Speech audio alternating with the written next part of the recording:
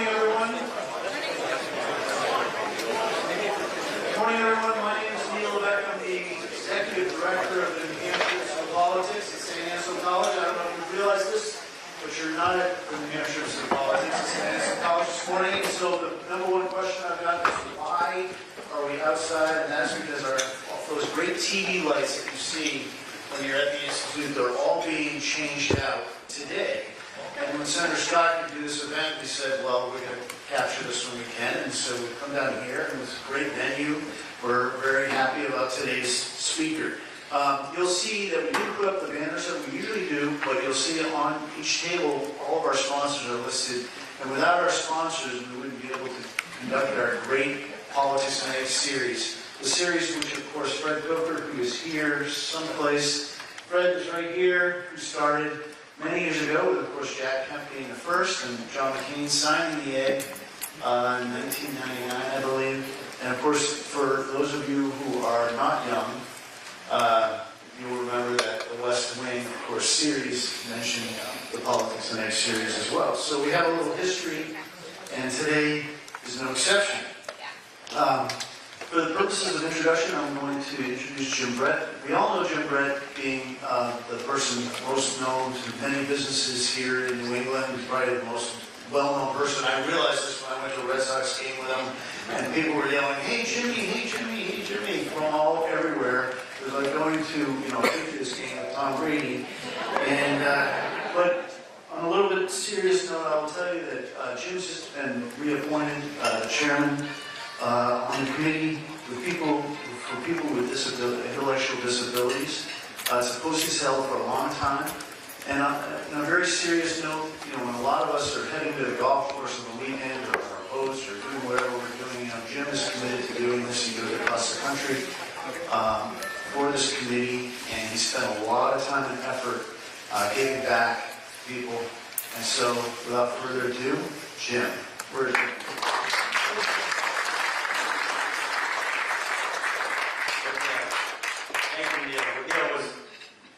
Omitted in saying, when people were saying, hey Jimmy, you forgot to say, people would be saying, hey Jimmy, when are you going to pay me?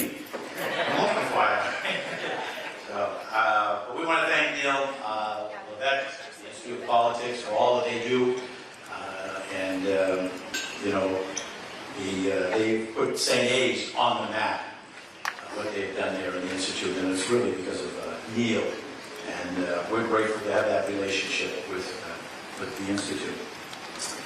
And as you all know, the New Hampshire primary is just about 5 months away. So we expect to be holding many, many more of these forums in the coming weeks and months.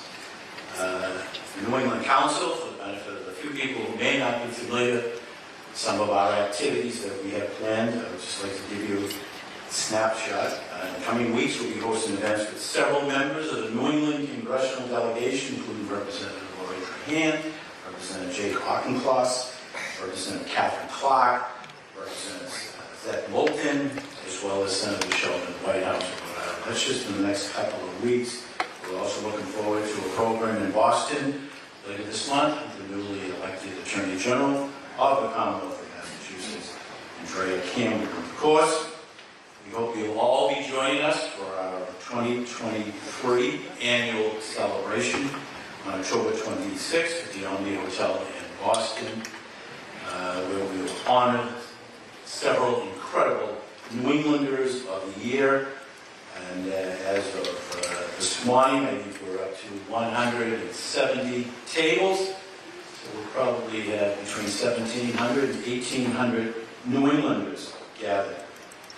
Today, we're very pleased to welcome one of the candidates for the 2024 Republican presidential nomination, the Honorable United States Senator Tim Scott. Many of you know that he was first elected to represent his native, South Carolina, in the United States Senate in 2012, after previously representing a native state of the 1st Congressional District for one term, and then he served in the state legislature and on the Charleston County Council. Capitol Hill truly has a full plate. He's the ranking member of both the Senate Banking Committee and Senate Aging Committee. He also serves on the foreign relation, finance, small business communities.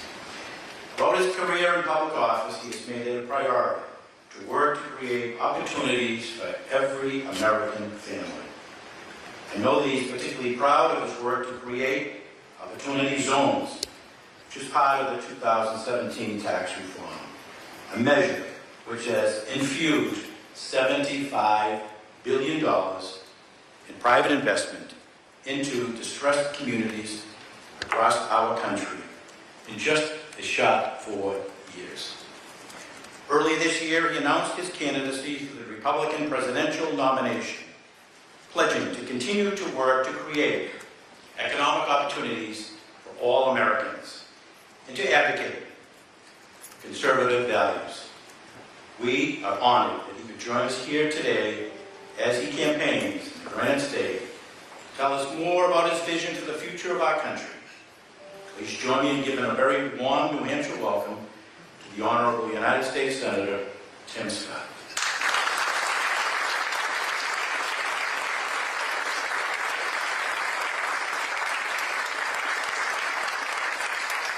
Thank you all very much. As a Southern boy who wanted to be a preacher, I'm going to walk around a little bit and have a conversation with you. Actually, my mama wanted a preacher. I'm happy with what I'm doing. I thank God Almighty that I am American. We should all be proud to be Americans. And one of the reasons why I'm running for president is because I know America can do for anyone what she's done for me. We focus on restoring hope, creating opportunities, and protecting the America we all love. And for me, protecting America really does start with closing our southern border.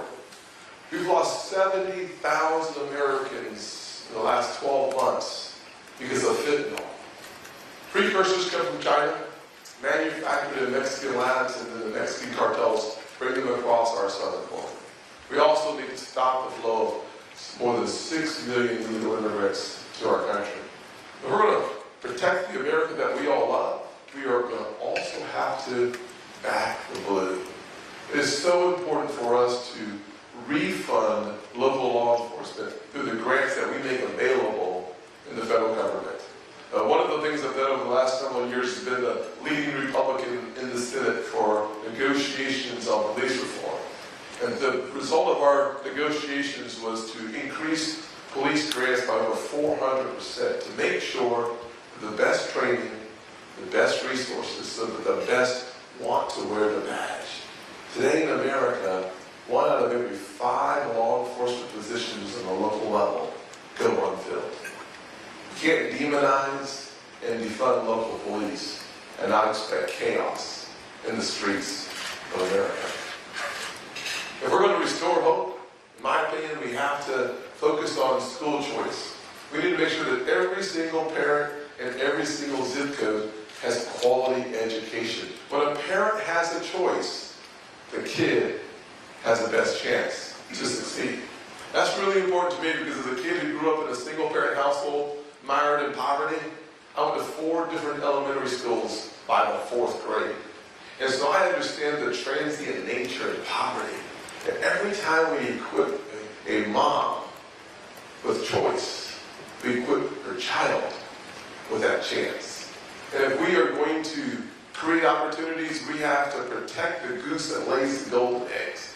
And that goose is America's free enterprise system. 2 things changed my life as a kid who was really struggling as a youngster. When my parents divorced at 7 years old, we moved into my grandparents' house, and my grandfather was a man who was wise and strong and clear. And I thank God for him. One of the lessons he taught me early on in life was that when life goes awry and you feel like you just can't get up, you have a choice. You can be bitter or you can get better, but you can't be both. And my mom taught me very early that you could be a victim or you could become victorious. Thankfully, she chose victory. And we have benefited from that model. My mother taught me by her work ethic.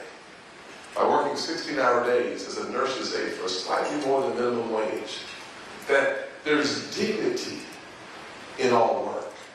I'm so thankful to have that model, that there's dignity in all work. The second major blessing I had as a youngster was a Chick-fil-A operator. Have y'all ever been to Chick-fil-A? That's good news. About 73% have been to Chick-fil-A. So, my mentor was a Chick-fil-A operator, named John Muniz. I met him when I was 15 years old. And one of the most important lessons he taught me was that because you have won the lottery of citizenship, as an American, all things are possible. But if it is to be, it will be up to me, he said. He said, you want to look in the mirror and take responsibility. You can't blame your mom who's working 16-hour days. You cannot blame your dad who's not around. He said, you have to look in the mirror and blame yourself for where you are or for where you are not. He taught me that if you find a problem in that mirror, you've also uncovered the promise. You see the obstacles in that mirror. Right behind the obstacles are the opportunities that can set you free. So important. His concept, I wanted to play football in the NFL. Two things were problems. Number one, a 5.0 in the 40-yard dash as a running back is not good. Maybe it's the lineman, but also speed and strength both help. Somebody pray for me. Anyways, so my mentor said, have a backup plan. Start a business. He said, having a job is good, but creating jobs is better. He said, one day you'll want to know the difference between an income and a profit. He said, a profit can allow you to do the things that you think only football can do as a poor kid in an inner city community. He said, being a business owner is where the rubber meets the road, and you can transform your community. Well, about 16 or 17 years later, I opened my first business. I learned John Muniz was 100% right. I can do all the things for my community that I want to do, and even more as a small business. One of the reasons why I'm running for president, from my creating opportunities and the goose that lays the golden eggs, is focusing on our economy. I think we have to build as Americans and not borrow as Americans. And when we build as Americans, we can actually bring back factories that have been lost for decades now. We've lost over 100,000 manufacturing locations in the last 25 years. We can bring those back to our nation by following my Made in America plan that would lower taxes. It would allow for immediate expensing and depreciation to put the resources up front so that factory owners would want to build here in our nation. We talked about my opportunity zones. Thank you so much for mentioning those. $75 billion, all private sector dollars, going into some of our opportunity zones across our nation. Opportunity zones 2.0 would allow for factories to come back to our nation and receive a 30% cut on their profits from a taxation perspective, providing high-paying, quality jobs for Americans. I look forward to having a conversation about some of the issues that are truly important to you. Thank you for allowing me the opportunity to come here and look at the eggs and talk politics.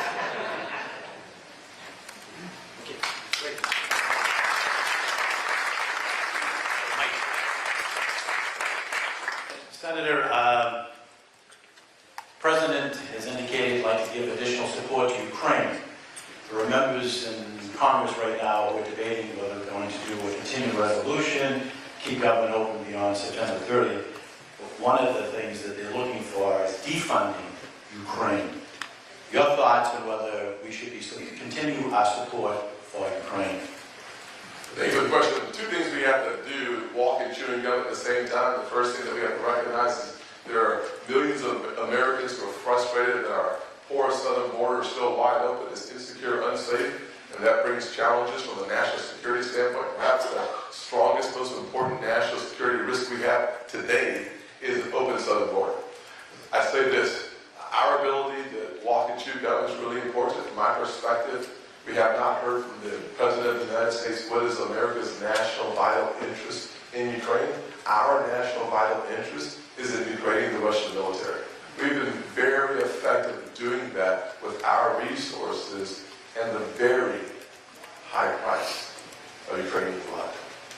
If we can continue to degrade the Russian military, that is a positive for this nation. It protects the homeland. But the second thing it does is it also protects our NATO partners that are contiguous with Ukraine. Most of us probably recognize the Article 5 concept that all for one and one for all. So if there's an attack on NATO territory, that's how we see our military having to respond.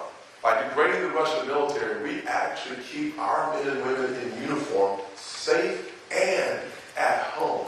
So I do believe supporting Ukraine is in America's national vital interest, but we must be able to also solve other problems that we see on our immediate border, north and south, in order for the American people to appreciate how much we are expending in Ukraine. You agree that I like that. but you agree that we can do both? Yes, sir. We have to do both. Yeah. We need a president strong enough to understand the necessity of doing both. Abortion seems to be an issue that the candidates running for president of the Republican Party seem to have difficulty in coming to any type of position on abortion ever since the Roe versus Wade has been struck down. Some candidates indicate that one candidate, that when the governor of a state, he signed the ban by 6 weeks. Others have said maybe 10, 15 weeks. First of all, you become president of the United States, what would you urge Congress to do on a type of legislation regarding abortion? Yes, so for me, what we've been campaigning on and believe that a 15-week national limit is where I would advocate on behalf of. In my opinion, it is unethical for us to allow for states like California, New York, and Illinois to have abortions up until the day of birth. The Senate Democrats voted last year to have abortions on demand.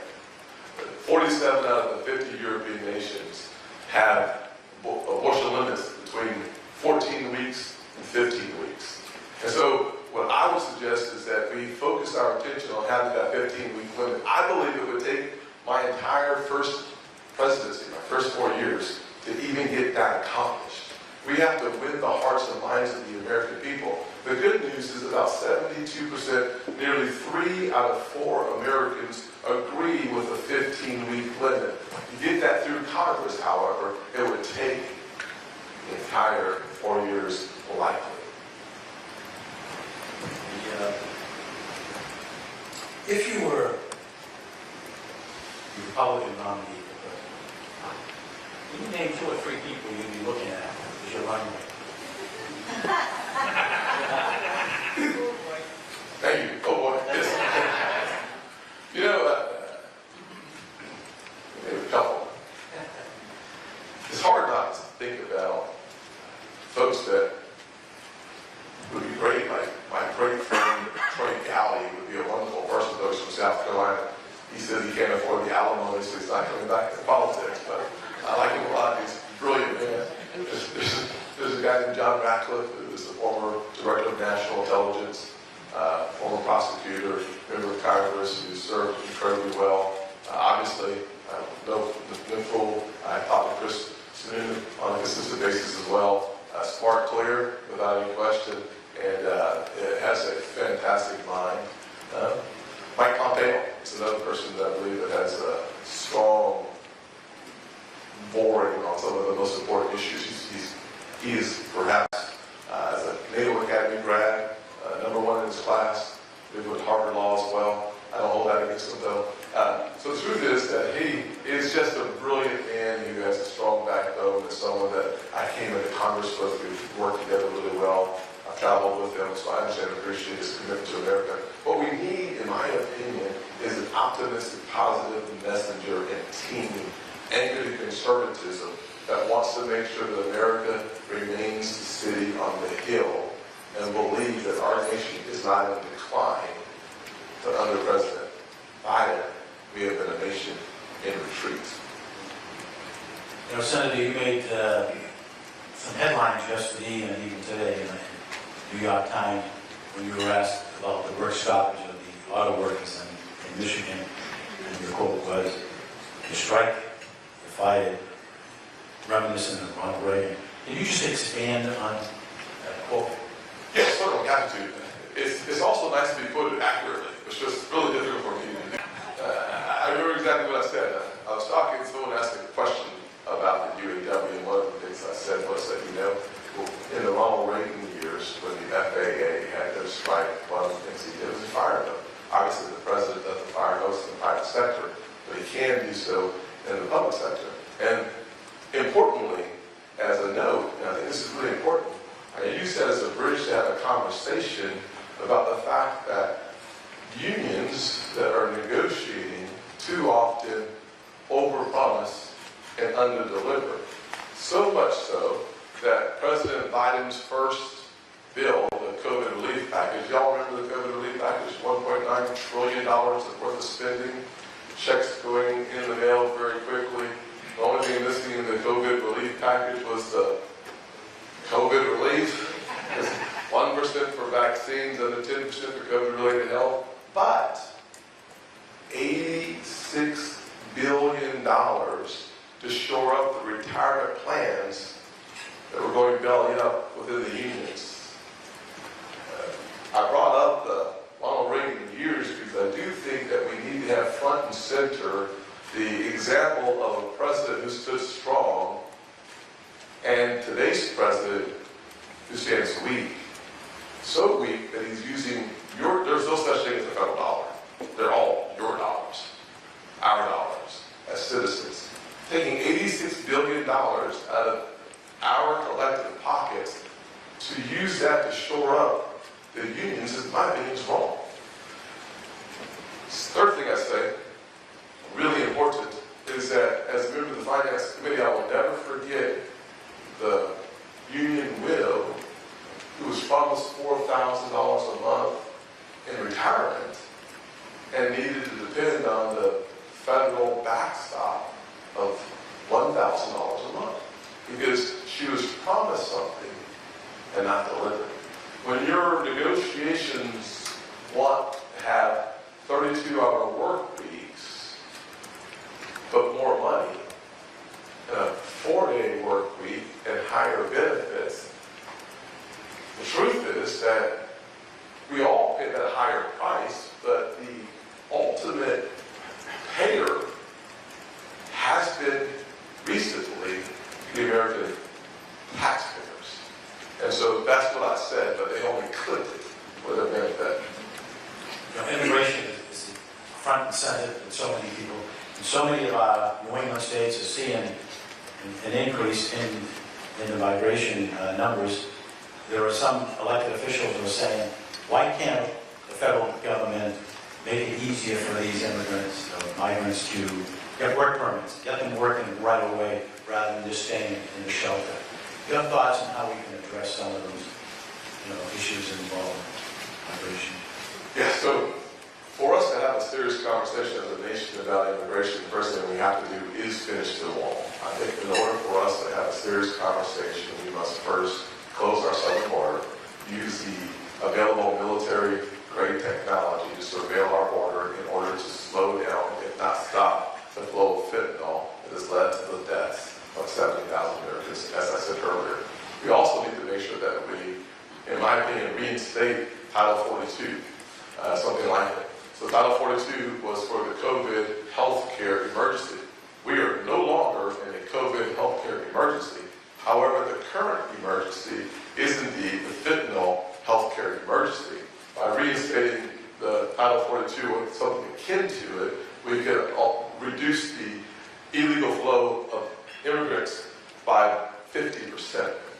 I'd also like to see the reinstatement of the remaining Mexico policy that was stem the tide as well, and then seeking asylum through a country that is contiguous with where you're coming from is incredibly important. If you think about New York City, the challenges that you see there, part of the challenge you see there is that when you seek asylum and end up in New York City, your court date is in 2033, I think it is, or 2032. It's 10 years away.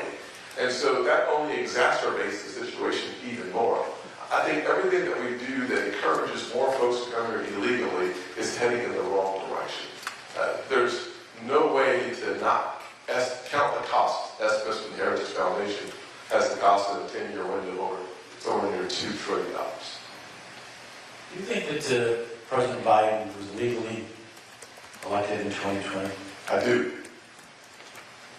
With that, we're going to open it up. Sorry, my answer was so short. We're going to open it up for some questions, and we'd like you to identify yourself. And if you're a New Hampshire resident, you get priority. That's why he's here, to see some. I thought I was going to ask them the question. Well, I'm Tim Scott. I'm from South Carolina. That's how it works. yeah. Faith is the door, the law is the key. Yes, sir. All right. Okay, let's go with questions. New Hampshire. New Hampshire resident. Mark, AARP. Thank you, Jim. Welcome back. Thank you, sir. I really appreciate you spending so much time in New Hampshire. Thank you. And with that, more than 1 in 5 New Hampshire residents, 317,389 people, receive Social Security benefits. Part of the reason for that is that New Hampshire's Social Security plays a big role in poverty reduction. 1/3 of Granite Staters age 65 and older would be living in poverty were it not for Social Security. 41% of individuals 65 and older live in families that rely on the program for at least half of their income. How will you protect Social Security for them, my children, and my grandchildren? Thank you. Absolutely. Thank you so much for your question, Mark. And thank you for the AARP. As you recognize, as the former senior member on the Republican side of the Asian Committee, I spent a lot of time thinking about this issue and tackling some of the issues around the Social Security and Medicare. We spend about, as a nation, around $1.1 trillion less on Social Security, another $750 billion, 747 thereabouts, on Medicare. So it's a really important part of our programs that are permanent spending. And one of the ways that we protect it is by making sure that Congress has no ability to access those funds for any purpose whatsoever, period. Number one. Number two, we have to also grow our economy. If we don't grow our economy close to 5%, we will not have the revenue generation to meet the needs that we have on our permanent spending. If you think about the fact that 1.1 of the $747 billion you have to add to that, this year alone we're spending $570 or so billion on our interest only on our debt. $33 trillion, and we're not even at a normalized interest rate environment, which would take that payment to $1.5 trillion if we were to take the 11 rate increases and embed that within our payment structure. So for us to actually have the resources necessary to meet our obligations, the first thing that we can do is grow our economy. If we grow our economy at 5%, use my build, not borrow plan, made in America as well, to create those 10 million new jobs, we could actually have trillions of dollars of economic activity in our economy, which would result in billions of dollars of new revenues to the Treasury.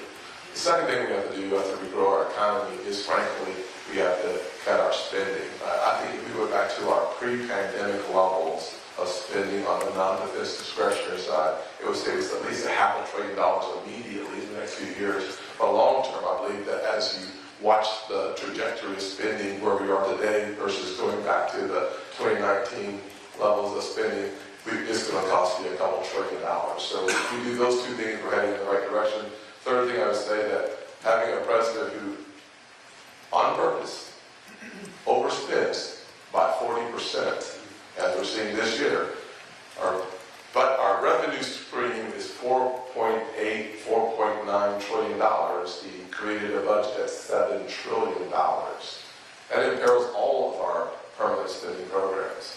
And so if we were to cut spending back to pre-pandemic levels and then finally work on having zero deficit on an annual basis, we could start working on eliminating that national debt. To get there, we have to both grow our economy and start going back to our pre-pandemic levels of spending on the non-defense discretionary side.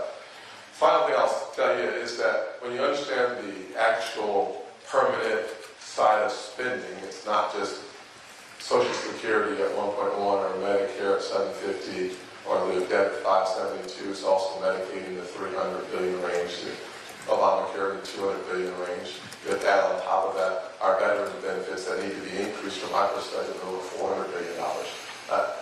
We made a promise to our veterans, and we should honor that promise, period. And we need a president who understands that, who will focus on it and get it done. Yes, sir. Excuse me, the mic is coming. Thank you. Senator, I agree with you on the aspect of depleted Russian military is advantageous to us. With that in mind, in the recent new Wall Street Journal article this weekend, they're stating that our military capability is decreasing next to China, and China is overdoing us. How will you address that with giving money to Ukraine, which I know we need to at some point, but also building up our military so we can defend ourselves against China? Yes, ma'am. Great question. Thanks, Senator. One of the things that we can do in order for us to be in the strongest position militarily possible is get our military focusing on lethality only. We need a single-minded focus within our military, period. Today we have lots of social issues creeping into the military that is bringing a focus away from war fighting and coming home safe. When you waste any resources on anything other than preparing war fighters for war, I think it's a challenge. So the social experimentation that we're seeing today in today's military is having a devastating impact. Whether it's ESG, DEI, and all the other issues that are drowning the focus of our military leadership and having a negative impact on our military. I say that in complimenting what I just said. I suggest that when you look at our recruiting goals in the Air Force, the Navy, and the Army, we've missed 2%. Coast Guard as well. But those 3 for sure. I can't say whether we missed the Coast Guard. I don't know the Coast Guard numbers, but I do know that in the Army and the Air Force and the Navy, we're missing our recruitment goals. Maybe we are in the Coast Guard as well. I'm not sure yet. You must have some family members in the Coast Guard. But thank you for your service. God bless.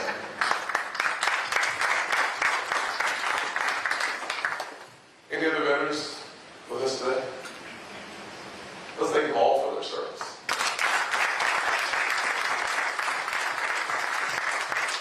So, in those areas, those 3 departments, we certainly need to do a better job of recruiting, but one of the things that's lagging behind is we have put headwinds to young Americans who want to serve because they're looking at the challenges not in our war fighting, but in the social side of our military that's causing consternation, to include mandates from COVID vaccines. And so that stymied a lot of our progress that we were making. I also conclude that we spent about somewhere over $850 billion on our military. We need to increase our spending some there, number one. Number two, we also need to have a military that is prepared to handle multiple conflicts on multiple continents at the exact same time. And to get there, we're going to have a laser focus as a country.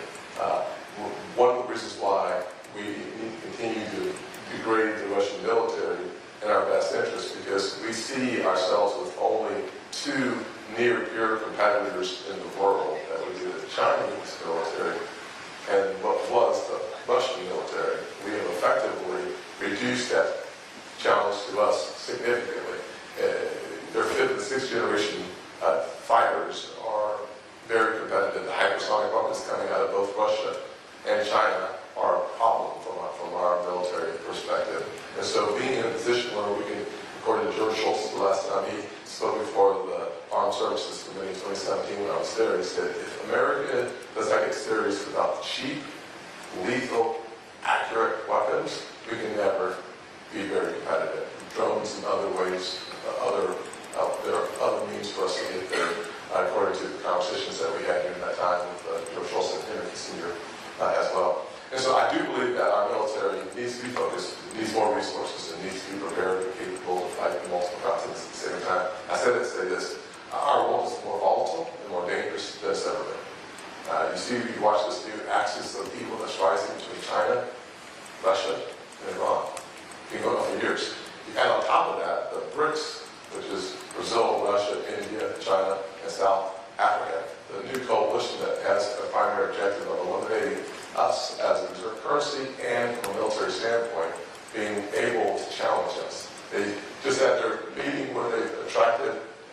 contingent of, it's 12 or 15 of the countries, I can't remember the exact number, that are looking to join that new coalition. So we're starting to see these lines drawn. If we don't take that seriously, we are going to be caught off guard. Final thought is that China, as you suggested, they're going to spend a significant portion of their GDP on accelerating their military weaponry. We have to be very competitive with them, and we can, which is good news. But we do not have the industrial capability today that we need in order to get the job done. That's why the weapons we've offered or suggested we were given to both Ukraine and Taiwan, still some of those are on back order. We've got to rework our industrial complex, which is a part of that Made in America plan that I spoke about earlier. Part of that is, in fact, having to have a defense capacity where we're able to accelerate the path to the weapons that we know we're going to need, having them now. Yes, ma'am. If China did invade Taiwan, what do you think the response should be from the United States? The first thing to do is what you do before something like that happens. And the suggestions that between 2027 and 2028, you can see the invasion from China. The first thing you do is make sure that we continue to have the joint exercises that we've been having with the Taiwanese military. The second thing we do is that the weapons that we promised to them, that we give to them. The third thing we do is make sure that they have the missile weapons, the defense systems that we know and they know they need for us to do that. Fourth thing we do is make sure that AUKUS, which is Australia, the UK, and us continue to work together, providing the types of nuclear subs that we know we're going to need in the region, the Indo-Pacific. That happens with our partnership with Australia. Then finally, we need to have both Japan and South Korea ready and willing to work with us. They have to know that we are loyal to our allies and loyal to our adversaries. Troops? I will say what we will do, and one of the best things, strategies that we've had is making sure we're standing shoulder to shoulder. We have personnel today working with them on the ground, not a significant number. I think we are in the best position that we possibly can be to answer that call. Make sure that they're as prepared as possible, that our allies and partners in the region are prepared as possible, and recognize we only have about 11% of our military assets in the Indo-Pacific. Questions for the Senator? Just wait for the mic and just identify yourself. Good morning, Senator. How are you? Roy Walker, small business owner. Could you say a little bit more about what you think some ideas would be to strengthen the small business community, and in particular, any ideas about perhaps tax cuts or tax incentives that would help to do that? Sure. Well, I think two pretty quick. What kind of business do you run, sir? Okay. So I started 3 or 4 small businesses, of all state insurance agencies, a real estate company, janitorial cleaning company. Learned very quickly that you can enjoy signing the front of the paycheck before you can sign the back of your own paycheck. One of the better experiences that I wish more people in Congress actually had, that we understand the burden that we put on their backs of small businesses. A couple things that you see in my Build Not Borrow plan is immediate expensing that accelerates the path to having more resources available immediately for small businesses. I'd also say the second thing you would do is cut taxes. We did that in 2017. In 2017, I was one of the 3 primary authors of the Tax Cuts and Jobs Act, so I actually had a chance to write the bill. And so one of the things that we did in that bill was that we lowered every cohort of taxation on the personal side, which benefits small businesses, as you already know. We also provided a 20% haircut on your profits. Neither one of us need a haircut, but you get the point. That 20% on your profits takes your 37% if you're in the highest tax bracket down by 7% down to 30%, which makes you a little bit more competitive. We also reduced the corporate tax from 35 to 21%. We need more of the same. I think we need a larger haircut on the small or the passive businesses. And we also need to make sure that our corporate tax rate that today, compared to our OECD competitors or the wealthier nations as our competitors, we are now just mediocre at 21% because the drive to lower taxes is serious. So we need to recalibrate our taxes to take them a little lower from my perspective, maybe down to about 16%. And then we also need to work on, frankly, workforce development. It should be a part of the plan as well. If you think about the fact that we no longer have SHOP. Anybody old enough to remember SHOP in high schools? Only about 17, 18 years old. Some of y'all are lying. But anyways, I didn't raise my hand, so maybe it was me who was lying. So Having shop in school would be really helpful because part of the challenges we have Americans today that would rather work with their hands and their minds. Why not give them the path? Why suggest that there's only one path to the middle class or the upper middle class? Why not have high-tech manufacturing locations where you can go to work at 18 or 19 years old? Why not use a Pell Grant, which is part of my Build Not Borrow plan, use a Pell Grant for apprenticeship programs and or for training programs where you become a welder or an electrician in an 18-week program. It saves a lot of money in the Pell Grant, but it also puts a lot of people to work. So we need to make sure that we focus on everything from apprenticeship programs to certification programs, community colleges, so that we get the workforce that we need. As you, as a small business owner, I'm sure you know that the ability to find workers is tough. I think the unemployment rate in this state is around 2.4%. I think the governor told me that last time I was here. I thought it was 2.7%. He said, I don't want to brag, but it's 2.4. But, and that's a strong number. And so the availability of workers is tremendous. It's just difficult. I also rescind as much of the Inflation Reduction Act that actually increased taxes as much as humanly possible. And finally, if you want long-term investment in any community, you have to look at the capital gains tax. The capital gains tax is a tax that allows for capital to come off the sidelines and be reinvested in business. If we don't recalibrate our approach to the capital gains tax, my fear is that those who do have the resources will just wait a while until the tax environment is positive for that reinvestment to happen. Just a few items. One quick question, because we want to keep a couple of minutes for photos, and he's on a very tight schedule with Senator. So, young lady here, quick question. Hopefully it'll be quick. First of all, thank you, Senator Scott, for coming to New Hampshire today. We all appreciate you taking part in our first in the nation primary. It's something we in New Hampshire are very, very proud of. So again, thank you and welcome to New Hampshire. Thank you. My name is Sharon Carson. I am a member of the New Hampshire State Senate. I also serve as the Senate Majority Leader. And as I talk with my constituents, they're very concerned about the border situation. It seems to be front and center in all the news. And I'm glad here today to hear you even mention the northern border. 1,000% increase in illegal crossings. Our Governor, Chris Sununu, has been very active in talking about this. And earlier this week, the Governor of Montana also spoke about the problems that they're having with illegal immigrants crossing in from Canada. Just this year in our state budget, we've allocated over $14 million to address this issue. And my question to you, as President of the United States, how would you work with our Canadian neighbors to stop the flow of illegal immigrants coming in through Canada? Well, thank you for the question. One of the things I did a few weeks ago sat down with your governor, Chris Sununu, and to understand the challenges that you see on the northern border. I'm very thankful that I had a conversation with the governor and the importance of recognizing the 1,000% increase in illegal crossings and some of the challenges that he sought to mitigate or alleviate, which was through Secretary Mayorkas making promises to provide resources and help, and that promise was never kept from his perspective. And so one of the things I do expect the United States to keep the promise, to make sure that our homeland security is a part of the solution, not a part of the problem. Second thing I say is that we would listen to the governors of the states to recognize the challenges that are coming through. And one of the things he mentioned was the fact that even through the northern border, you have someone from Mexico come down to the northern border, cause some challenges. So make sure we understand and appreciate the challenge. It's really important to providing the type of resources on our northern border, absolutely essential. Manpower as well as technology for us to be able to surveil as well.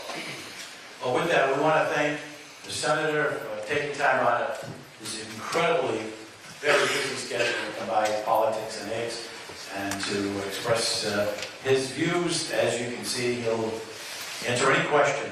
He's always accessible. And as you have read about the Senator, he is extremely well respected on both sides of the aisle, which is extraordinary today with the partisanship that is occurring. Yet so many people on the other side will say such glowing descriptions of the Senator. He's a good man, he's a man of his word, he's there to try to do the right thing. And obviously he's a man of faith. So we're blessed to have him come here today. We wish him luck in his your journey throughout New Hampshire. I'd like to give you a little token of appreciation. You're going to be spending many a night here, so you might want a little tote bag. Okay. If you want a picture of the Senate, come out. Thanks, sir. I was looking for the blanket.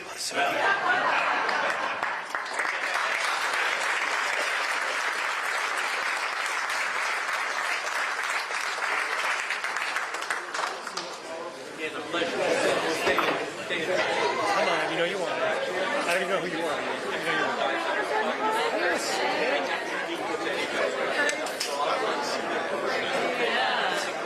Who else? Who is it? You got thousands of them. You got gazillions of them.